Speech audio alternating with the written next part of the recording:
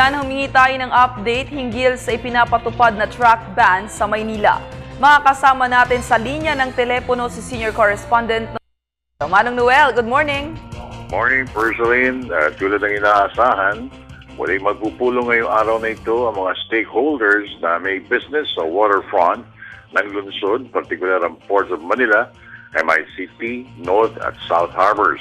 Ito ay upang pag-aralan ang mga inimungkahi ni na Local Government Secretary Mar Rojas, LTFRB Chair Winston Ines, at PPA Manila Port Director Bobby Fariñas na makatutulong sa pagresolba sa ordinansang track ban na pinasa ng Konseho ng Lungsod ng Maynila na ipinatupad naman ni Mayor Erap para maresolbahan ang grabing problema ng trapiko.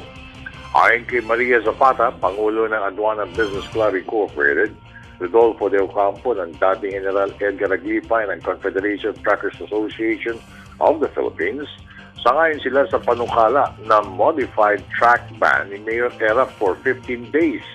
Ngunit, medyo di sila sangayon sa panukala ng MMDA. Dahil dito, isang tinal na pagpupulong ang magaganap muli sa pagitan ng lahat ng stakeholders upang pagdesisyonan na personally ng kanilang gagawing stand sa track ban.